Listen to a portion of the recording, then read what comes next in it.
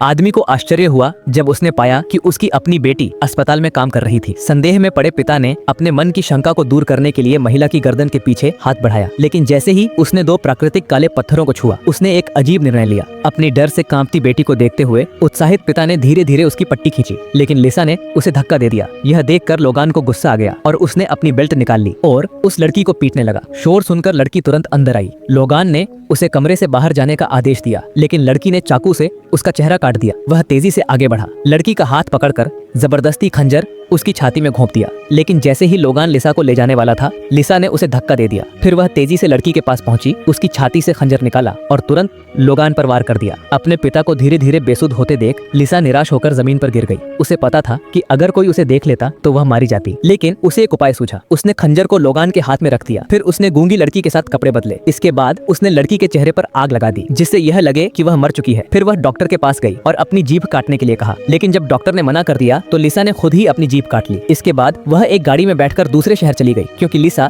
एक ऐसे व्यक्ति से शादी करने जा रही थी जिससे वह केवल इंटरनेट पर मिली थी। इस तरह दोनों ने सफलतापूर्वक एक परिवार बनाया और एक प्यारी बेटी को जन्म दिया। लिसा वहाँ एक एयर होस्टेस बन गई। उसे लगा कि यह जीवन हमेशा चलेगा, लेकिन एक दिन अचानक एक नया पादरी चर्च में आया। उसकी आवाज सुनकर लिसा चौंक गई। उसका चेहरा सफेद पड़ गया